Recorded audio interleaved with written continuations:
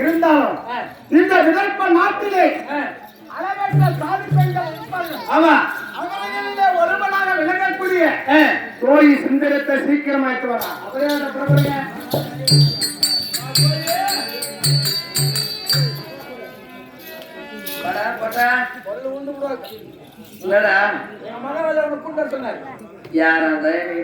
உனக்கு தேவை யாரா உனக்கு தேவை துட்டு துட்டு துட்டு தான் செய்ய போறேன். பணிவிட வேலை மகாராஜா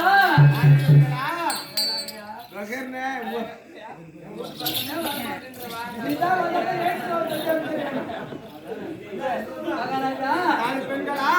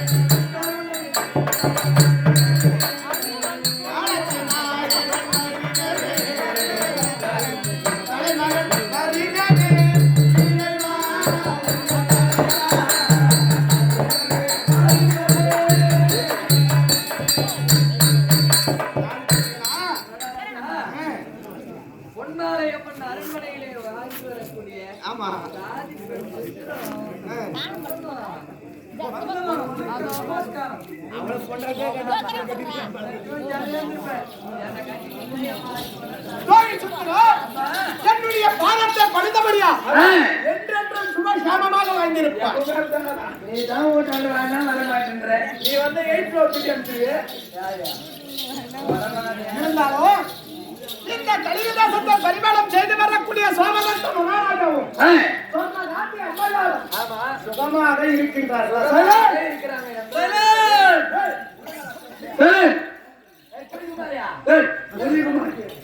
சுகமாக இருக்கிறார்களா? இருந்தாலும் இந்த விதர்ப்ப நாட்டிலே பணிவிடை வேலை செய்யக்கூடிய ஆட்களும் மற்றும் இந்த நாட்டின் பிரஜைகளும் சுகமாக இருக்கிறார்கள். நீங்கள் இருவரும் சுகமாக இருக்கின்றீர்கள்.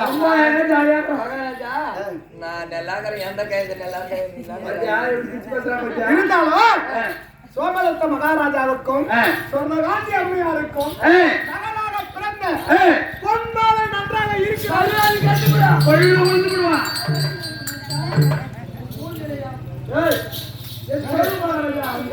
யாருமே தெரியல தொடப்ப கட்டி ஆட்டம் மேச வச்சுக்கின்னு எங்க மகாராணி அம்மா வந்து மகாராணி இருக்கிறாளா? தொட்டு தாலி கட்டிய கணவன் நான். தாலி கட்டியா? ஆமா. ஐயோ அம்மா ஒளிமகன் உனக்கு யாரு கேட்டாலும் கவனிந்தாங்க. அவன் முன்னாடினா ஓட்டி வச்சு இப்ப போஸ்கா செட்ல போய் 3 மாசம் போயிட்டான். நீ சரியா இருந்தா அவன் ஏன்டா ஓடி போறா? தேவையா கேட்டு வாசி. உனக்காக காத்துக்கிட்டு மாலை. அரண்மனை சென்று பொன்மாலையை சீக்கிரமா எடுத்து வர வேண்டும். அப்படியே ஆகட்டும். புறப்பாடு புறப்பாடு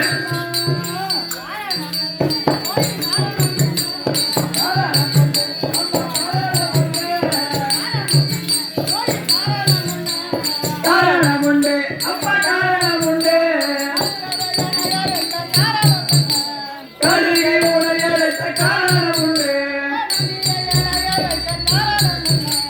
கடுகை உடையெடுத்த காரணம் உண்டு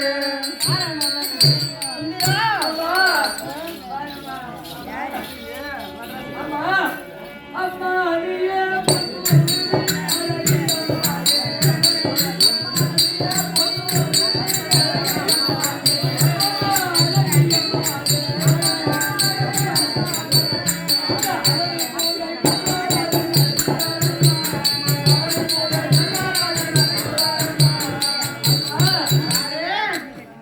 நாங்க சொல்லக்கூடிய வார்த்தையை கேட்டு எங்கள் பிள்ளை பரவாயில்லை. என்ன பண்ணுங்க?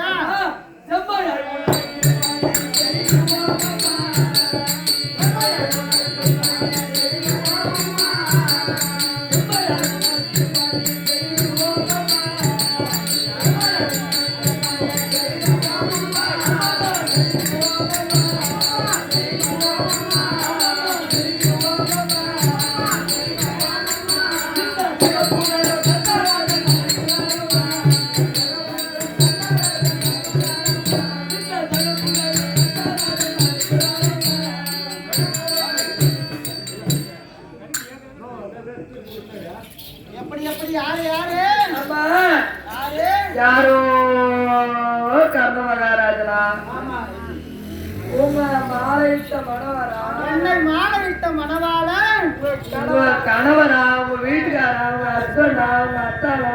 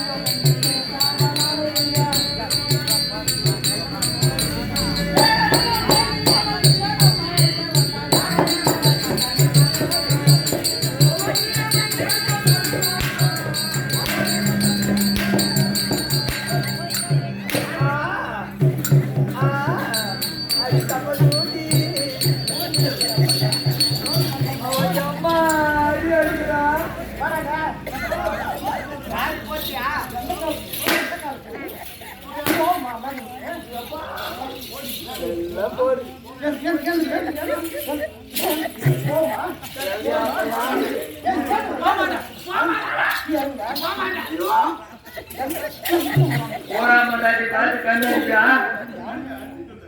ஒரு பக்கம் போராமண்டாட்டி பார்த்து கண்ணடிச்சா அவன் யாரு? எப்பேற்பட்டவன்? அவன் ஒரு ஈரத்தான். அவன் ஒரு ஈரஜாதியான். தேவாதி மகன். அவன் எப்பேற்பட்டவன்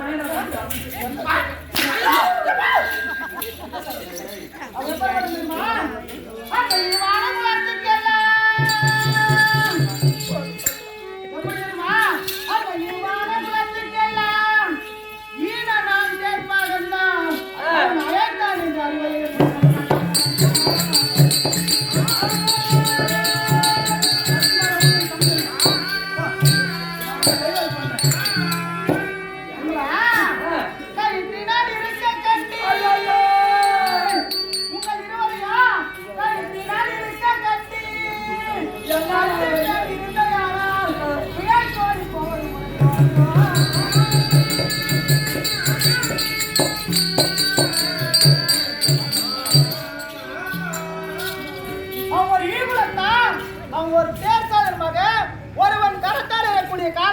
வேலையை கரத்தால செய்தவன் அவனா ஏங்கனவன் புருஷன் மாலை கட்ட போறேன்.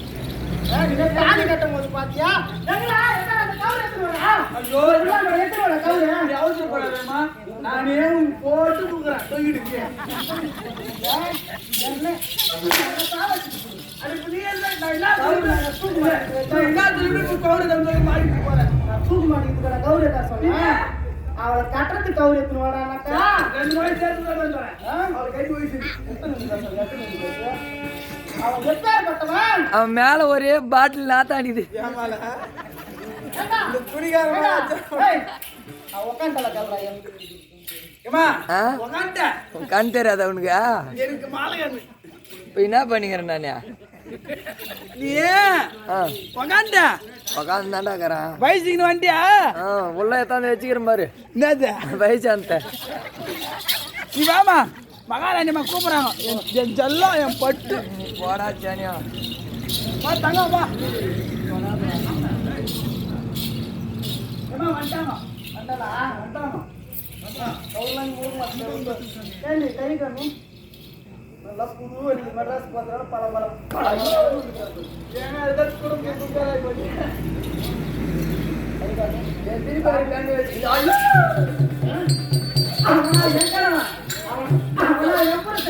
எத்தனை மணிக்கு போடுறான்? 4 மணிக்கு பஸ் இருக்கா?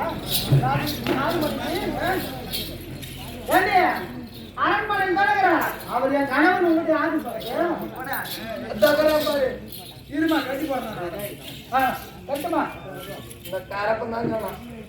நான் சொன்னேன் கட்டுமா இல்லை ஆளா நான் கம்பன் தான் அரண்மனையில குச்சி குச்சி விளையாட்டு ஆடிந்தேன். அவன் தான் என்னை இட்டு போய்யா மகாராஜா விட்டு விட்டுட்டான். கையில கட்டில வாட்சி கை கிடந்து குடியாசன் வாங்கி போட்டேன் பாருங்க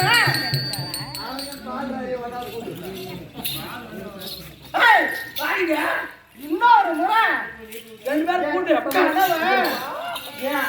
ஹஸ்பண்ட் என் ஆத்துக்காரர் பண்ணீங்க முன்னூறு மாதம் இட்டு குச்சி அட எங்கேயாச்சும் ஒரு நாளைக்கு தான் ஆரம்பிச்சு போறோம்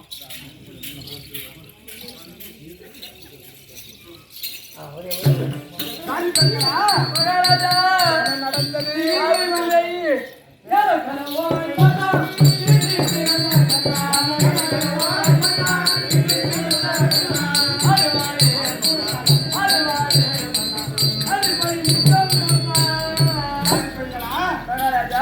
ஏன் இவ்வளவு கவலையாக வந்து கொண்டிருக்கிறேன்?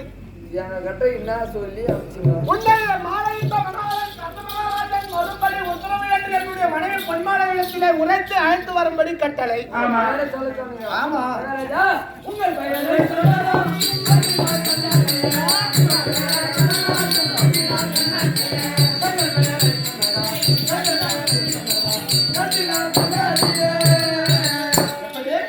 மகாராஜா ராஜபுத்திரா, உங்க பேரை சொன்னமா இல்லையா அடியோ அடி என்று அடித்து அடித்து கொடுத்துட்டாங்க. அதனால இதுக்கப்புறம் எங்களால எனக்காக மீண்டும் ஒரு முறை அங்க ஐயா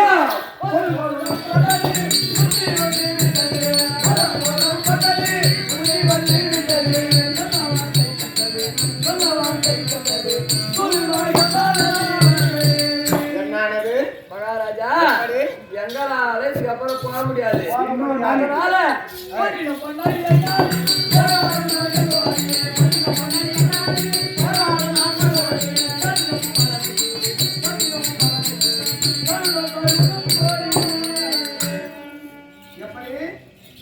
இதுக்கப்புறம் எங்களால போய் எங்க உதவாங்கிற அளவுக்கு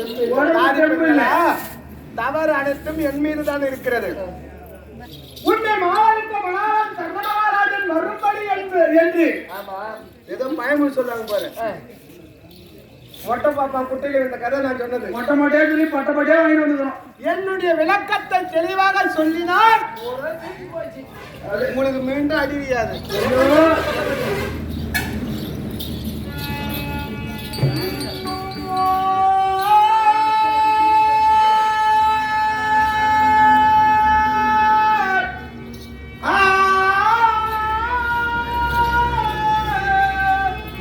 இன்னும் தலைமை தோழி இயல்புடன்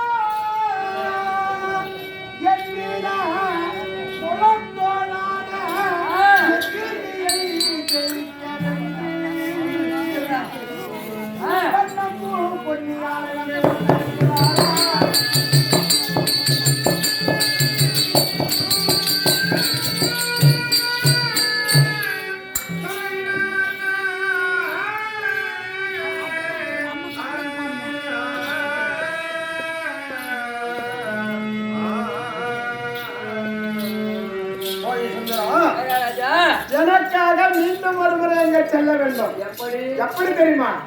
உன்னை மாலையிட்ட மகாராஜன் கர்ண மகாராஜன் பாண்டவருக்கு தாயாதியாக. அப்படி பாண்டவருக்கு தாயாதியாக இருந்த பட்சத்தை நீக்கி துரியோதனுடைய யாவலால் பஞ்ச பாண்டவரின் பேரில யுத்தத்திற்கு செல்கிறாரா? ஆகையால் உன் கைத்தாமனம் எதிர்பார்த்து கொண்டு இருக்கிறார் என்று தெரிவித்தார். ஒரு பசுவின் பின்னே ஒரு கன்றானது எப்படி தவழ்ந்து வேகமாக வருமோ அது தன்னை போல் உங்கள் பின்பதாக வருவார். அப்படியும் மறுத்தார். அவளுக்கும் எனக்கும் திருமணமாகும் போது சோமதத்த மகாராஜா திருமண பரிசாக இந்த உடைவாளை தந்தார். இந்த உடைவாளை காண்பித்தால் உங்களுக்கும் சன்மானம் நிறைய கிடைக்கும். புறப்பட்டு வாருங்கள். நீங்க போய் காட்டு பாண்டவருக்கு தாயாதி என்று வேகமா வந்து நேர்ப்பா. இந்த கூட காய்ச்சி வரணும்னா நான் கூட எனக்கு எட்டு போ.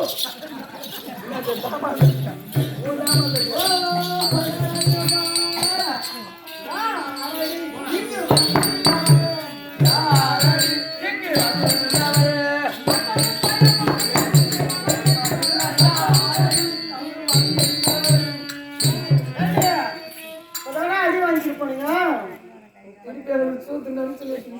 எப்பயுமே இருக்கும்.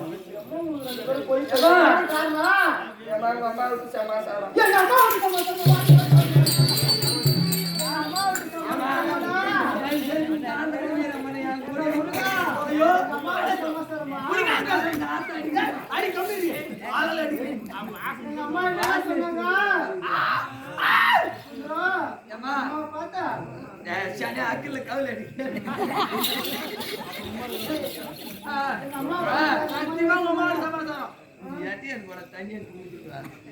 எங்கெல்லாம் கை வைக்கலாம் மாமா வீட்டுக்கு போனோம். நான் உங்க அண்ணன் தம்பி கிட்டலாம் போனேன். போனோம் நான் உங்க வீட்டுக்கு போல அம்மா என்ன சொன்னாங்க,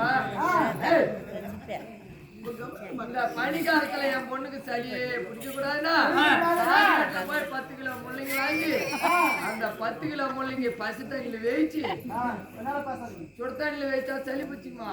அதனால எத்தி நாள் ஆனாலும் பசு தண்ணிலே வேயிச்சு மிக்சர்ல போட்டு கஞ்சி அதுல போட்டு கஞ்சி மொத்தி குடி சொன்னாங்க. இன்னொன்னு ஜென்மத்துக்கு உனக்கு சாவே வரக்கூடாதுன்னா காட்டுக்கு போய் ஒட்டதாய் பெருசா எல்லாம் கேட்டுக்கோ. அந்த ஒட்டதாய் வேயிச்சு ஒரு குவார்டர் வாங்கி அந்த குவார்டர்ல ஊத்தி மொடுக்கு குடிச்சிட்டு நீ பாட்டுன்னு பெட்ஷீட் இஸ்து போய் சமாச்சாரம் வாழ்நாள் முழுசும் அந்த வாயு பிரச்சனை வரக்கூடாதுன்னா 30 கிலோ உருளைக்கிழங்கு வாங்கி லாவடுப்புல வேயிச்சு 3 வண்டியா ஊத்தி தர சொன்னாங்க.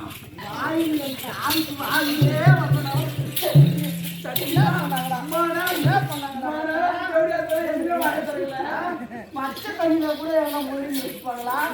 ஒட்டு காய கூட குத்துட்டு போடு. போன ஓட்டு ஆமா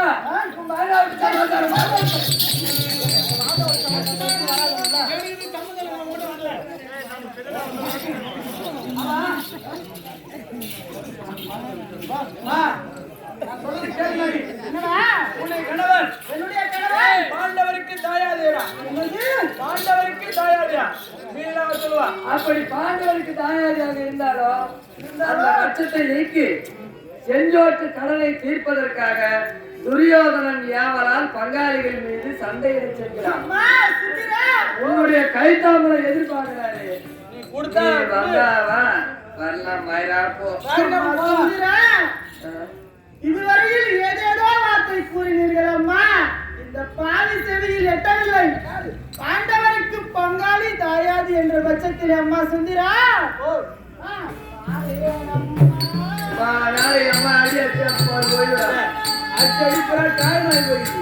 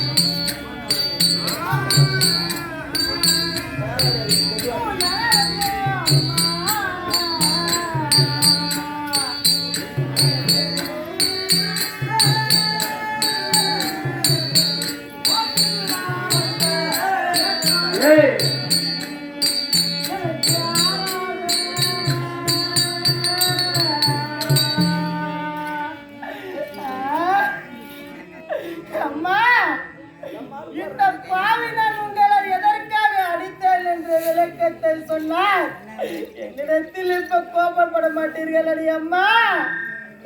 அம்மா சுந்திரா, நீ கோபடும் போது அப்படியே எனக்கு ஜில் இருக்குது. என்னடா சொல்ற சுந்திரா, இந்த பாவியின் கதை உங்கள் இருவருக்கும் தெரியாது. யாருக்கு டைம் இல்ல. தெரிந்திருந்தால் நீங்கள் இப்படி பேச மாட்டீர்கள். நீங்க சொல்லக்கூடிய வார்த்தை முன்பதாக என்னிடத்தில் சொல்லியிருந்தால் இந்த பாவி நான் உங்களை அடித்திருக்க மாட்டேன் அம்மா. அம்மா சுந்திரா,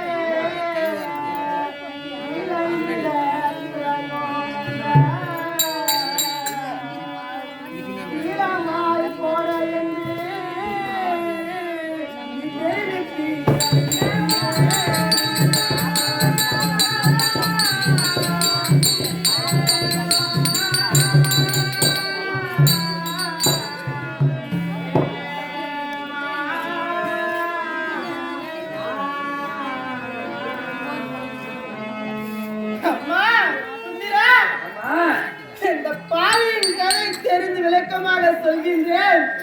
அதற்கு பிறகு என் மீது கோபப்படுவதா என்னிடம் பேசுவதா என்று முடிவெடுங்கள் அம்மா. சுந்தரா, கன்னி பருவம் நீக்கி மங்கை பருவம் அடைந்தவுடனே என் தந்தை சோமரத்த மகாராஜாவோ எனக்கோ சுயவரத்திற்கு ஏற்பாடு செய்தார். சுயவரம் என்றால் எப்படி தெரியுமா? மகளே, அவனை 56 தேச மன்னர்களுக்கும் விகிதமனுக்கு வரவழைக்கின்றேன். உன் கண்ணுக்கேற்ற கணவனை மாலையிட்டு மணவாளராக ஏற்றுக்கொள் மகளே என்று என் தந்தை என்னிடத்தில் சொன்னாரடி அம்மா. என் தந்தைக்கு பேச்சை கேளாமல் நானும் சரி என்று ஒத்துக்கொண்டேன். அவனை 56 தேச மன்னருக்கும் என் தந்தை லிகிதம் அனுப்பினார். சுயவரத்திற்கு ஏற்பாடு செய்தார்.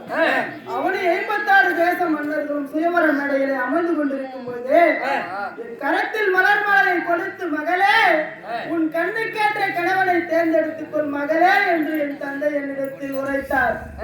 நான் மலர் மாலையை என் கையில் எடுத்துக்கொண்டு ஒவ்வொரு ராஜாக்களாக பார்த்து செல்கின்றேன் அடியம்மா. ஒருவரையும் என் கண்ணுக்கு பிடிக்கவில்லை அடியம்மா. மாலை மலர் மாலையை கீழே போட்டுவிட்டு அரண்மனைக்குள்ளே சென்று விட்டேன். அம்மா, அங்கு சென்றவுடனே எனக்கோ ஒரு பயம் வந்தது. ஏனென்றால் தந்தையோ அவனை 56 தேச மன்னருக்கும் லிகிதம் அனுப்பி சுயவரத்திற்கு ஏற்பாடு செய்திருக்கின்றார். பெண்ணாக பிரிந்து அத்தனை மன்னர்களையும் அலட்சிப்படுத்தி விட்டார் பாவி என்று தந்தை மீது போர் தொடுப்பார்களோ என்னவோ என்று மலர் மாலையை கையில் எடுத்து சுயவர மேடையிலே வந்து பார்த்தால் காலையிலேயே புறவிகளை பூட்டிக் கொண்டு கரகரவென்று கதிரவன் எப்படி வருவானோ தன்மை போல் ஒரு முகம் தெரிந்தது அம்மா. யார் தெரியுமா? நீங்கள் கூறினீர்களே, அந்தவருக்கு மாலையிட்டு மணவாளராக ஏற்றுக்கொண்டேன் இந்த பாவி.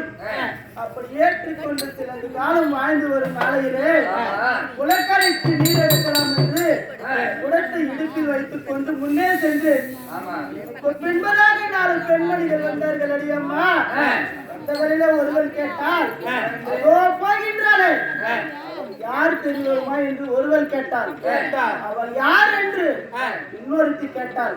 ஒரு பேர் அரசனுக்கு மகளாக பிறந்து ஒரு ஈகுலத்தானை மணந்த பேதை ஈனஜாதியானை மணந்த பாவி அதோ போகிறவள் என்று என்னை ஏகதமாக கை கட்டி பேசி சிரித்தார்கள் அம்மா. அப்படியா? நான் குடத்தை கீழே போட்டுவிட்டு அரண்மனைக்கு சென்று அதை ஈகுலத்தானே ஈனஜாதியானே பேராட்டியின் மகனே உன்னுடன் நான் வாழ மாட்டேன் என்று தந்தை வீடு சென்று விட்டேன்.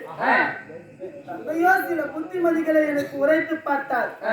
புத்திக்கோ எட்டுவதாகவில்லை. மகளே, ஒரு நாட்டு அரசனுக்கு மகளாக பிறந்து அயவெட்டியாக வந்திருந்தால் ஊர் மக்கள் என்னை ஏற்றுக்கொள்வார்களா என்று என் தந்தை என்ன செய்தார்?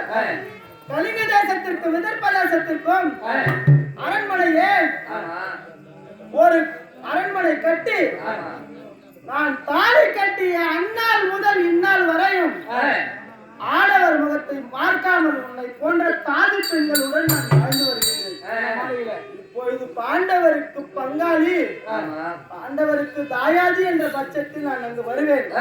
அங்கு வந்தாலும் அவர் முகத்தில் நான் வீழ்க்க மாட்டேன். இருவருக்கும் இடையே வெண் திரை வளர்க்க வேண்டும். அந்த வெண்திரைக்குள்ளே நான் இருப்பேன். திரைக்கு வெளியே அவர் இருக்க வேண்டும். எந்த வார்த்தையாக இருந்தாலும் நான் உன்னிடத்தில் உரைப்பேன், நீ அவரிடத்தில் சொல்ல வேண்டும். அதற்கு சம்மதம் என்றால் வரும் சொல்றேன்.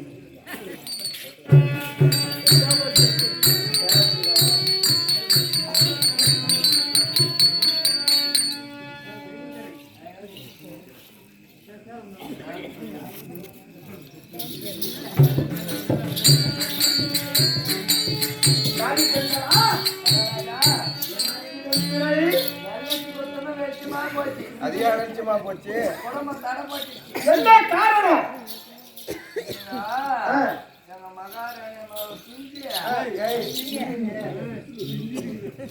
மகாராணியை பிழிந்து 11 காலாய் போச்சா. அதனால உங்ககிட்ட பேசுறதுக்கு எங்க மகாராணி அம்மாவுக்கு அச்சம் மரம் நாமம் பைப்பு தான் வச்சா. அச்சம், மடம், ஞானம், படிப்பு என்று சொல்லக்கூடிய 4 குணம் முன்னின்று தடுக்கிறது அவளை. அதனால நீங்க யாரு, எங்க போறீங்க, எங்க வந்தீங்க, அம்மா பேரினா, எந்தூர் ஆத்துல போறியா, கொல்லாமல ஆசிரியர்கிட்ட போறியா, இதெல்லாம் நீ என்கிட்ட சொல்லணும். நாங்க அம்மா கிட்ட சொல்லுவோம். உங்க குடும்பத்துக்கு அவன் அப்படி பார்க்க போனா எங்க குடும்பத்துக்கு சாப்பிடுவாங்க. நீங்க பாருங்க, அதான் பாருங்க. எக்காரணத்தை கொண்டும் பெண்கள் என்று அழைக்கக்கூடாது.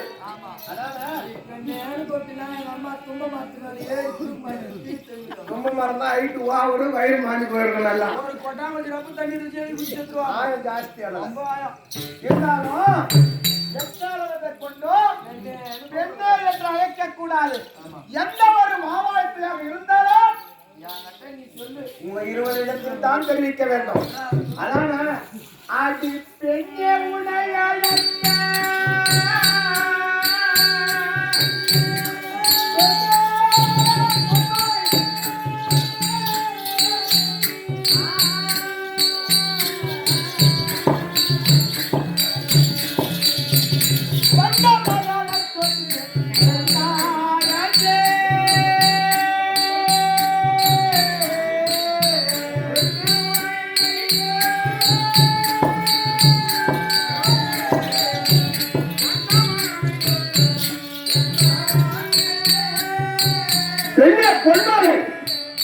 உன்னை அழைத்த விவரத்தை தெளிவாக இந்த பாரோர் அறிய விளக்கமாக தெரிவிக்கின்றேன்.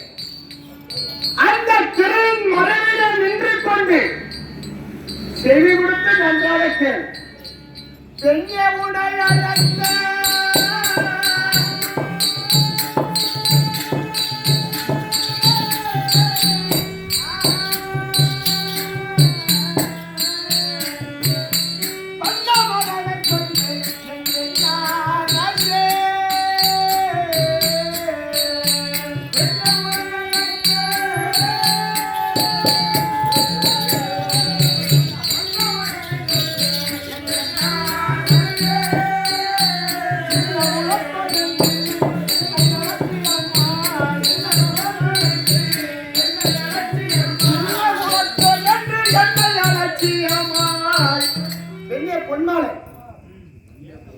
உன்னை தாலி கட்டிய நாள் முதல் கொண்டு இதனால் வரையிலும் ஈகுலத்தான், ஈனஜாதியா, பிரதையின் சுடன், தேர்ப்பாகன் மைந்தன், சாரதி முதல்வன் என்று என்னை இழிவாக பேசிவிட்டு 11 ஆண்டு காலமாக தாய் வீடே கெதி என்று தனித்து வாழ்ந்து கொண்டிருக்கிறார்.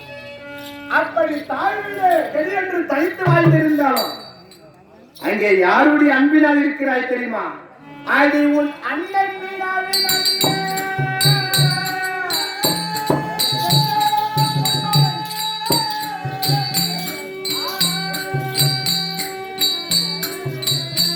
கொண்டை இருந்து விட்டாய் என்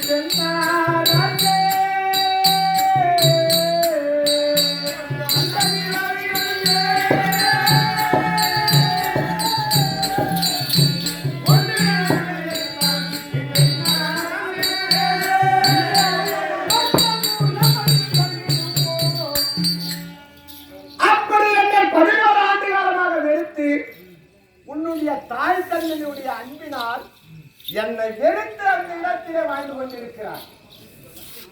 இருந்தாலும் உனக்கும் எனக்கும் ஆதியிலே நம் இருவரும் பிறக்கும் பொழுது பிரம்மதேவன் எழுதி வைத்த தலைவிதிதானோ என்று எனக்கு தெரியாது. அப்படி இருந்தாலும் அதை பார்த்தாயா, கீழ்திசையிலே என்னுடைய தந்தையாக விளங்கக்கூடிய அருணன் ரதம் செலுத்த சூரிய பகவான் உதயமாக சிறிது நேரம் இருக்கிறது. அருணன்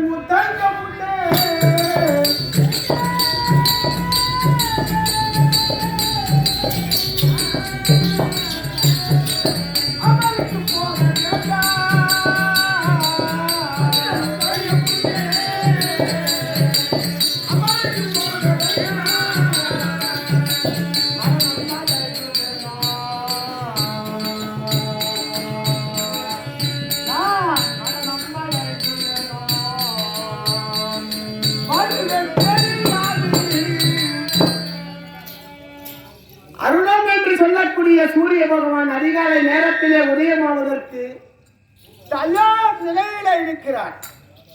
ஒருவேளை ஒரு வீரன் ரணகள பூமிக்கு சென்று போர் புரியும் தருவாயிலே ஒன்று ஜெயம் மற்றொன்று அபஜயம். இந்த கர்மனாக எனக்கு ரணகள பூமியிலே வெற்றியா தோல்வியா என்பது எனக்கு தெரியாது. அப்படி ஒருவேளை நான் ரணகள பூமியிலே சென்று எதிரியுடைய கடைப்பட்டு என் சிரமத்தில் இருந்த என் மண்ணில் வருவாயோ என் பெண்ணாரே.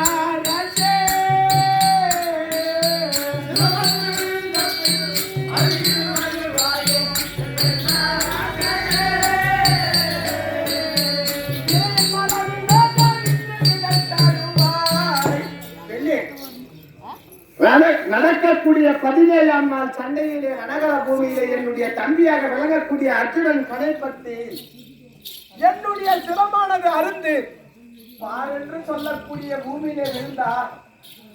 அந்த இடத்திலே தூதுவர்கள் ஓடி வந்து உன் இடத்திலே தெரிவிப்பார்கள்.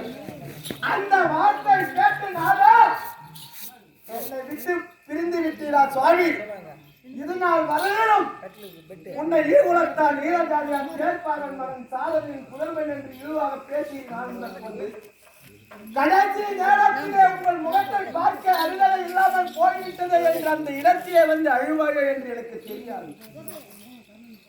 தாதி பெண்கள் வளர்த்திருக்கிறார்கள் வெற்றிலை. அந்த வெற்றிலை மூலமாக நின்று ஓடி வாருங்கள் என்று ஒரு வார்த்தை தெரிவித்தால் போதும், வெற்றியுடன் திரும்புவது. இருந்தாலும் பெண்ணு 17ஆம் நாளில்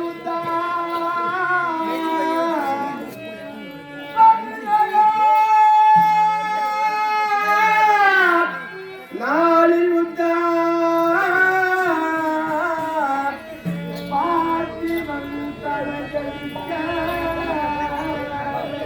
பதினவன் உதயமுமே கண்ணன் நான்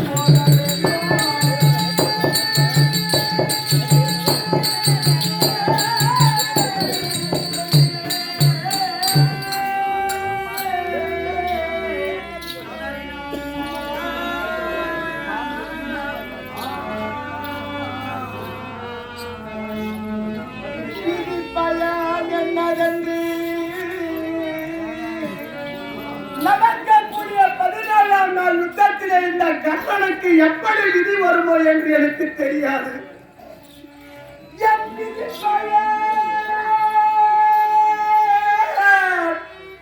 என்னதென்று இந்த வேண்டாமும் அறிய மாட்டார். மதிமுக உடைய பெண்ணே நீ மதிக்கிறாய்.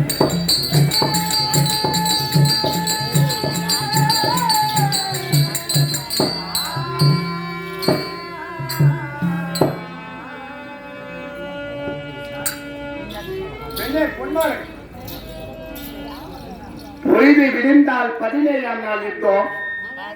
இந்த 17ஆம் நாள் யுத்தத்திலே நான் ரணகள பூமிக்கு சென்றால் ஒரு வேளை வெற்றி மற்றொன்று தோல்வி எப்படி இருக்குமோ எனக்கு தெரியாது. என்னுடைய விதி எனக்கு முன்பதாகவும் போக வேண்டும், அதனை பின்பதாகவும் போக வேண்டும். இருந்தாலும் இந்த தாதி பெண்கள் வளர்த்திருக்கிறார்கள் வெண்திரை. அந்த வெண்திரை மூலமாக இருந்து போய் வாருங்கள் அத்தான் என்று ஒரு குரல் கொடுத்தால் போதும் பெண்ணே, நான் வெற்றியுடன் திரும்பி வருகிறேன். என்னடி சொல்ற?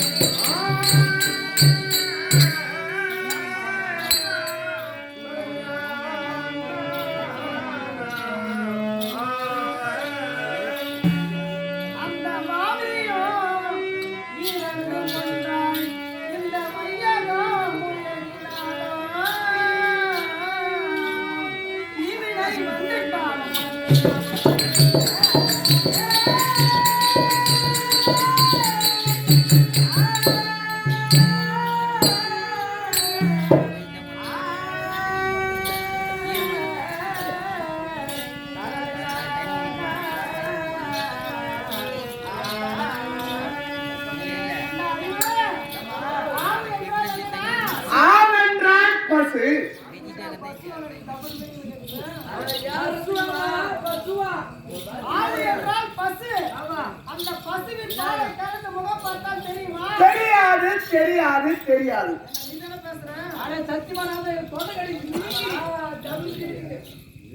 ஆவு என்றால் பசு. பசுவின் பாலை கறந்து முகம் பார்த்தால் தெரியாது. அதை எப்படி பார்த்தால் தெரியும் தெரியுமா? அந்த பாலை அணையில் காய்ச்சி முறையிட்டு மறுநாள் காலையில மத்திட்டு கிடந்தால் என்னடா வரும்? நவரத்னம் என்று சொல்லக்கூடிய வெண்ணைக்கிழங்கு வரும். அது இல்ல அந்த அம்மாவோட பண்டிகை கூப்பிடல போட்டு வந்து ஓதுறேன். கடகட பூமிக்கு செல்ல வேண்டாம் அந்த அவசரம்டா. முடிக்கிறேன். ஆமா மறுநாள் காலையில மத்திட்டு கிடந்தால் வெள்ளை திரண்டு வரும். அதை அணையில் காய்ச்சி அந்த தாமரத்தில் ஊற்றி கொண்டால் முகம் எப்பதான் தெரியும்? தெரியும். பலி தெரியுமா? அவன் சொல்லக்கூடிய வார்த்தை பாலில் முகம் பார்த்த பாவனையாக இருக்கின்றது.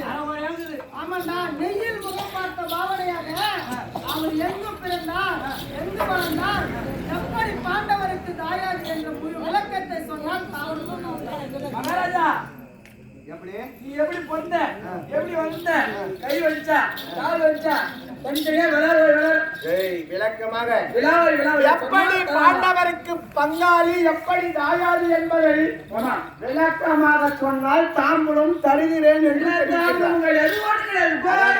அதானே.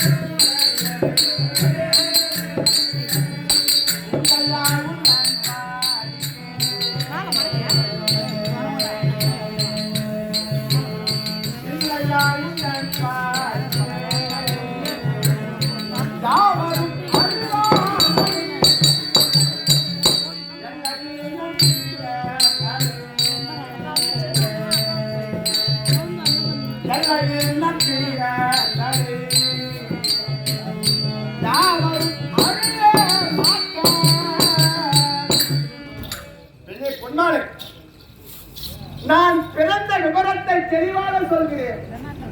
கவனமாக செவி கொடுத்து கேட்க வேண்டும். முன்பு ஒரு சில நாட்களிலே சூரசேன நாட்டை பரிபாலம் செய்து வரக்கூடிய சூரசேன மன்னனும் குந்தல நாட்டை பரிபாலம் செய்து வரக்கூடிய குந்தபோஜ மன்னனும் இருவரும் சின்னஞ்சிறு வயது முதல் கொண்டு வாலிப வயது வரை இருவரும் இணைப்பிரியா நண்பர்களாக வாழ்ந்து கொண்டிருந்தார்கள். இருவருக்கும் காலப்போக்கிலே திருமணம் நடந்தது. அதன் பிறகு இருவரும் ஒருவர் சந்திப்பதே கிடையாது. அப்படி திருமணம் நடந்திருந்தாலும் சூரசேன மகாராஜாவுக்கு வசுதேவ பிரதை பிரதஷ்டை என்று சொல்லக்கூடிய 3 குழந்தைகள் பிறந்தது. அப்படி சூரசேன மன்னனுக்கு 3 குழந்தைகள் பிறந்திருந்தாலும் குந்தல நாட்டை பரிபாலம் செய்து வரக்கூடிய குந்தலபோஜ மன்னனுக்கு நீண்ட நாட்களாக குழந்தை பாக்கியமே கிடையாது. அப்படி குழந்தை பாக்கியம் இல்லாத காரணத்தால் அந்த குந்தபோஜ மன்னன் என்ன செய்தாராம், தன்னுடைய நண்பனை பார்த்துவிட்டு வரலாம் என்று சூரசேன நாட்டை தேடி சென்றாராம். அப்படி சூரசேன நாட்டை தேடி செல்லும் பொழுது தன்னுடைய நண்பன் முகத்தை பார்த்த பொழுதே சூரசேன மன்னன் மிகவும் மன வருத்தம் கொண்டாராம். நண்பா, என்ன நடந்தது, எதனால் இப்படி அமைதியாக இருக்கிறார் என்று கேட்டாராம். நண்பா, எனக்கு திருமணம் நடந்து நீண்ட நாட்களாக குழந்தை பாக்கியம் கிடையாது. எனக்கு பின்பால் இந்த நாட்டை ஆள்வதற்கு ஒரு வாரிசு இல்லை என்று தெரிவித்தாராம். உடனே சூரசேன மன்னன் என்ன தெரிவித்தாரா? எனக்கோ 3 குழந்தைகள் இருக்கிறது. 3 குழந்தைகள் யாரா தெரியுமா? வசுதேவர், பிரதை, பிரதஷ்டை என்று 3 குழந்தைகள் இருக்கிறது. இதிலே வசுதேவரை இழுத்து மீதம் உள்ள 2 பெண் குழந்தைகள் ஏதேனும் ஒன்று உனக்கு ஸ்ரீகாரமாக தருகிறேன் என்று தெரிவித்தாரா? அப்படி ஸ்ரீகாரமாக தருகிறேன் என்று தெரிவித்தாரே, பிரதை என்று சொல்லக்கூடிய மூத்த பெண் குழந்தையை ஸ்ரீகாரமாக தந்தாரா?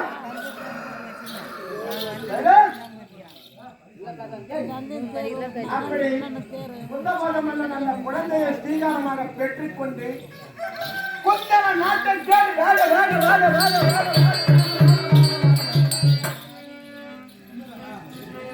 அப்படி வேகமாக நடந்து வந்து அந்த குழந்தையை பாலூட்டி சீராட்டி தாளாட்டி உள் அன்போடு வளர்த்து கொண்டிருந்தார்.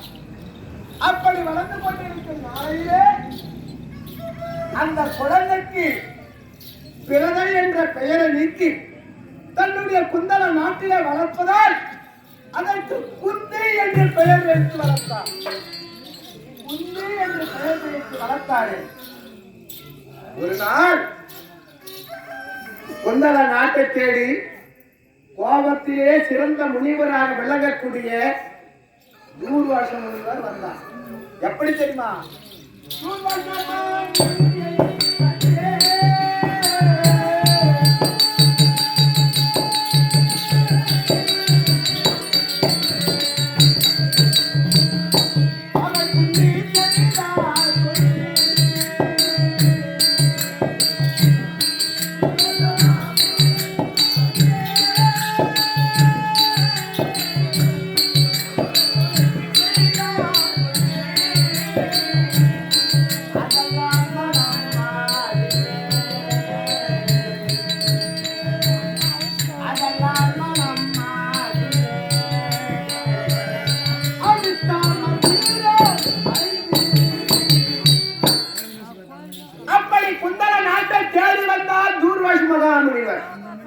குந்தபாத மன்னனை சந்தித்தார். மன்னர், உன்னுடைய நாட்டிலே சதுர்மாத விரதம் அனுஷ்டிக்க போகிறேன்.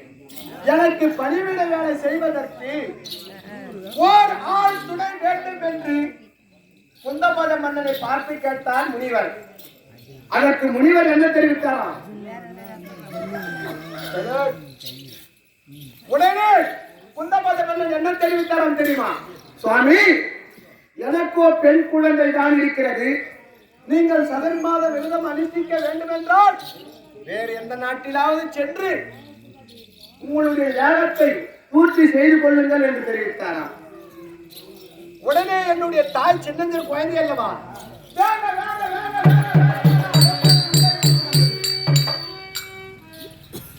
வந்தவுடனே அப்பா, முனிவருக்கு நான் பணிவிட வேலை செய்கிறேன். ஏனென்றால் கோலத்திலே சிறந்த முனிவர் தூர்வாச முனிவர். தேவர் மூவர் யாவற்றமான பேர்களுக்கும் சாபம் கொடுத்தால் பழிக்கும். அவர் கொடுக்கும் சாபத்தை நாமும் பெறக்கூடாது, நம் நாட்டு மக்களும் பெறக்கூடாது என்று மனதிலே எண்ணம் வைத்ததான் என்னுடைய தாய் குந்தி. அப்படி இருக்கும் நேரத்திலே குந்தபாத மன்னன் குழந்தையை தடுத்தாராம். எப்படி தடுத்தாராம் தெரியுமா? நீயோ குழந்தையாக இருக்கிறார், அவரோ கோபத்தில் சிறந்த முனிவராக இருக்கிறார். அவருக்கு பணிவிட வேலை செய்யும் போது ஏதேனும் மாறுதலாக தவறுதாக பொருளை கொடுத்தால் உனக்கும் சாபம் அளிப்பார், நம் நாட்டிற்கும் சாபம் அளிப்பார் என்று தெரிவித்தாராம்.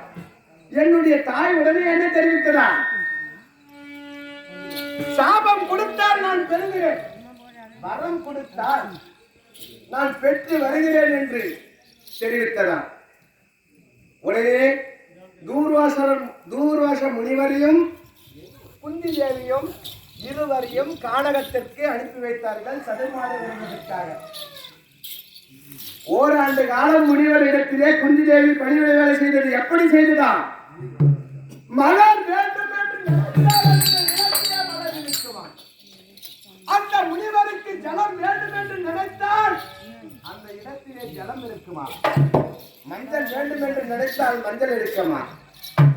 அப்படி குறிப்பை அறிந்து பணிவிட வேலை செய்ததான் என்னுடைய தாய் குந்தி. ஓராண்டு காலம் சதமாக விரதம் முடிந்தது. முனிவர் ஞானத்தால் பார்த்தாராம், இந்த குழந்தை நம் இடத்திலே சாபம் பெறாமல் குறிப்பை அறிந்து பணிவிட வேலை செய்தது. பிற்காலத்திலே இந்த குழந்தையின் வாழ்க்கை எப்படி இருக்கும் என்று ஆலோசித்தாராம். அப்படி ஞானத்தால் அறிபோது நம்மை போல் முடிவினால் இந்த குழந்தைக்கு தன்னுடைய கணவன் இடத்திலே சேர்ந்து குழந்தை பெற்கும் பாக்கியம் இல்லாமல் போக கடவுள் அந்த முனிவரின் ஞானத்தில் அறிந்தார். உடனே 5 மணியங்களை எடுத்தார். 5 தேவர்களையும் வசியம் செய்து அந்த மணியங்களிலே கொடுத்தார். முதல் வசிய மந்திரம் எப்பேற்பட்ட மந்திரம் தெரியுமா? சூரிய வசிய மந்திரம், யம வசிய மந்திரம், வாயு வசிய மந்திரம், தேவ இந்திரன் வசிய மந்திரம், அஸ்வினி பரணி என்று சொல்லக்கூடிய இரட்டை நட்சத்திர வசிய மந்திரம். 5 மணியங்களிலும் 5 தேவர்களை வசியம் செய்து கொடுத்தாராம். என்னுடைய தாய் அந்த வரத்தை பெற்றுக்கொண்டு அரண்மனை வந்தது. அரண்மனையிலே ஓர் நாள் இரவு தோழி பெண்களுடன் விளையாடி கொண்டிருந்தார் என்னுடைய தாய் குந்தி. மேல் மாடியிலே நின்று பார்க்கலாம் என்று மேல் மாடியிலே சென்று பார்க்கும் பொழுது அழகான சந்திர ஒளி தெரிந்தது. அழகான சந்திர ஒளியிலே என்ன நினைத்ததாம் என்னுடைய தாய், அடேது இந்த சந்திரனே இவ்வளவு அழகாக இருக்கிறது, இந்த இரவு நேரத்திலே சூரியன் இருந்தால் எப்படி இருக்கும் என்று மனதிலே சிந்தனை செய்ததாம். அப்படி மனதிலே சிந்தனை செய்யும் பொழுது தூர்வாசர் கொடுத்த மந்திரம் நினைவுக்கு வருகிறதாம் என்னுடைய தாய் குந்திக்கு. எப்படி வருகிறதாம் தெரியுமா?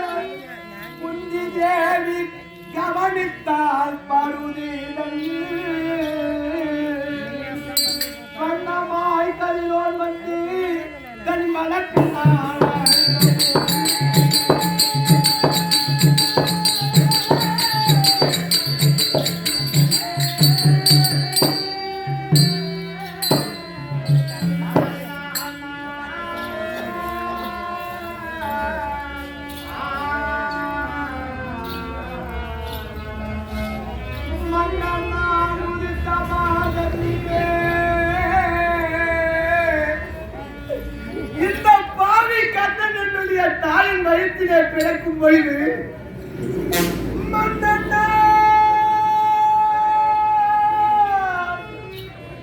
உதித்த பாதலியே என் மாதாவும் பங்கப்பட்டி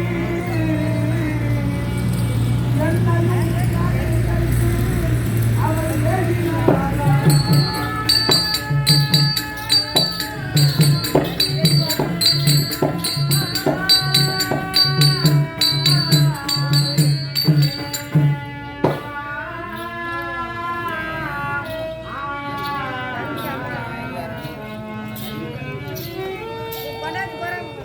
அப்படி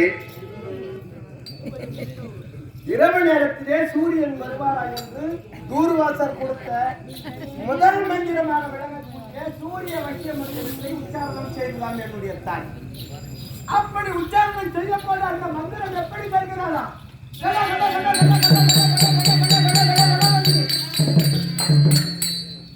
சூரிய பகவான் உறங்கிக் கொண்டிருக்கும் நள்ளிரவு நேரத்திலே தட்டி எழுப்புகிறதாம் சூரிய பகவானை.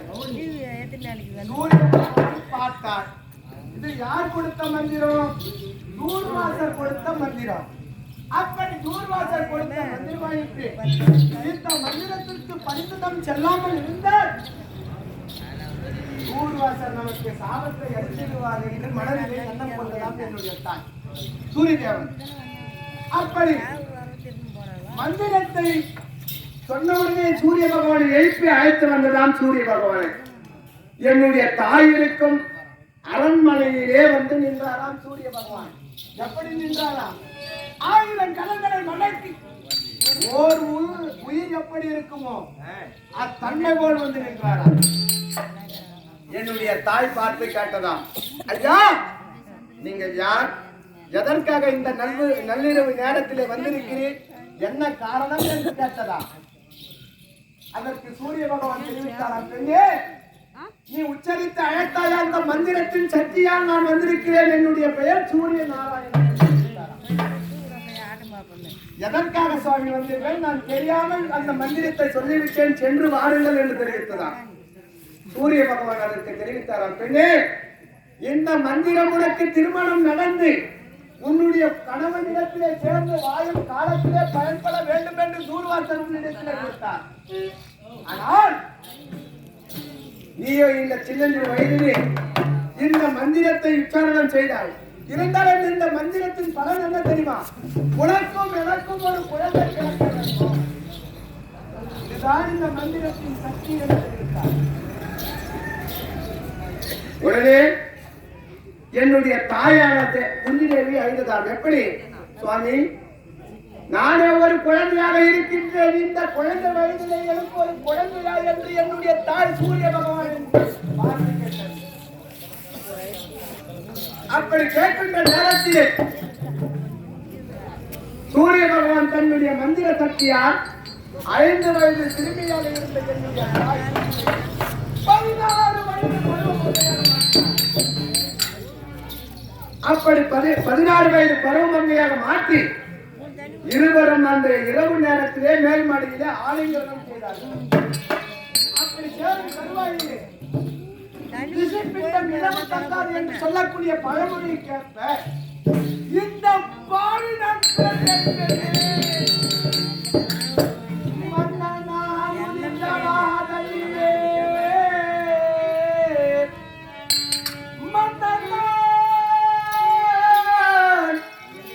உதித்தபா தண்ணீரே என் மாதாவும் பங்கப்பட்டு என்னையும் கேளை வைத்து எழுதினார்.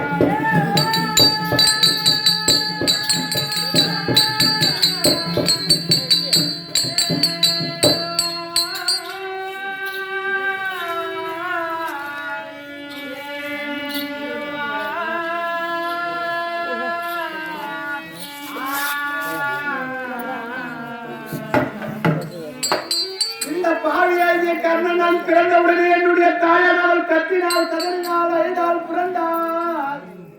என் கண்ணே என் செல்வமே என் ராஜா என் செல்வமே உன்னை தாராட்டி பாலூட்டி சீராட்டி வளர்ப்பதற்கு இந்த பாவியானவன் பாவியம் செய்யவில்லையடா என் கண்ணே. இந்த சின்ன வயதிலே உன்னை பெற்று எடுத்த இந்த பாவியடா என்று என்னுடைய தாயானவள் அழுது அரண்மனை உள்ளே சென்று ஒரு தங்க பெட்டியை கொண்டு வந்து அந்த தங்க பெட்டியிலே விலை உயர்ந்த மணி பொருட்களை வைத்து அவள் கடைசி நேரத்திலே உடுத்திருந்த அந்த ஆடையை ஒரு முழம் கிழித்து அந்த பெட்டி உள்ளே வைத்து அதற்கு மேலே என்னை வைத்து அருகாமல் செல்லக்கூடிய அம்மா என்ற ஆற்றிலே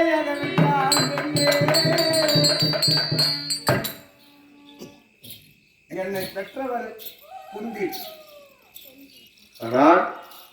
என்னை அந்த அலைவடலிலே முழுக விடாமல் தாளாட்டி தாளாட்டி கங்கா தேவியானவள் எங்கே தெரியுமா அழைத்து சென்றார், அந்த அம்பை நதியில் இருந்து அஸ்னாபுரத்தின் நதி வழியாக செல்கிறார். அப்படி அஸ்னாபுரத்தின் நதி வழியாக செல்லும் பொழுது தேர்ப்பாகனம் திருவிழாக்கில பங்கனம் அதிகாலை நேரத்திலே காலைக்கடலை முடித்து ஸ்தான பாடங்களை செய்து அரண்மனைக்கு செல்வது வழக்கம். அப்படி இருக்கும் நேரத்திலே தேர்ப்பாகன் தொலை தூரத்திலே வரக்கூடிய பெட்டியை கண்டான். பெட்டி வரும்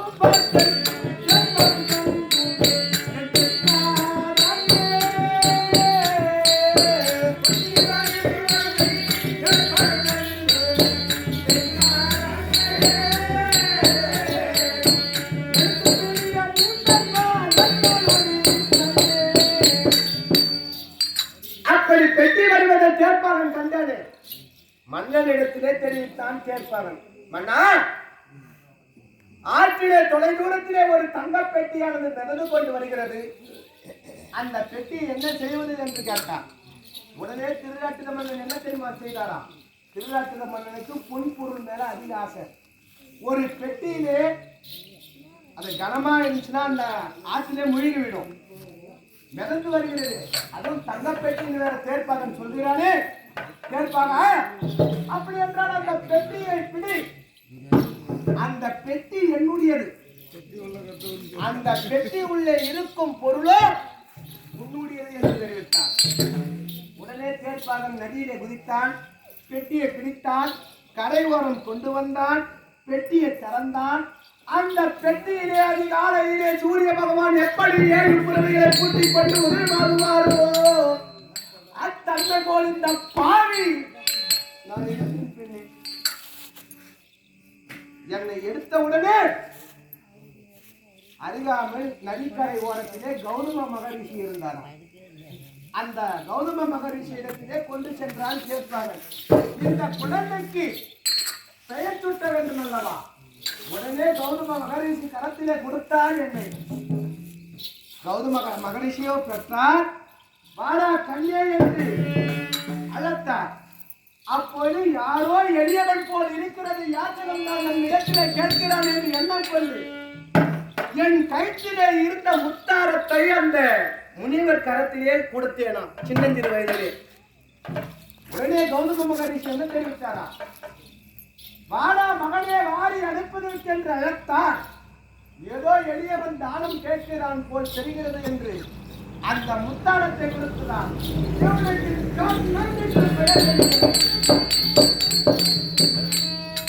கர்ணன் என்று பெயர் வைத்தார்கள். கர்ணனாக பிறந்த கதை இதுதான். இருந்தாலும் எனக்கு எத்தனை தாய் தெரியுமா? என்னை பெற்றவள் என் தாய் குந்தி. என்னை தாளாட்டி தாளாட்டி தாளாட்டி அலையிட்டு கயற்றார். ஆற்றிலே அடித்து சென்றாலே கங்கா தேவி எனக்கு இருந்தாள். யாரோ பெற்ற மகனாக இருந்தாலும் தனக்கு பிறந்த பிள்ளை போல் பாடித்து பாடுத்தி நீராட்டி வளர்த்தாலே அந்த தேர்ப்பாகனுடைய மனைவி ராதை எனக்கு 3வது தாய். என்னை பெற்றவளோ தந்தி, என்னை தாளாட்டி சென்றவளோ கங்கை, என்னை ஆசையாக வளர்த்தவளோ ராதை. அப்படி இருக்கும் பொழுது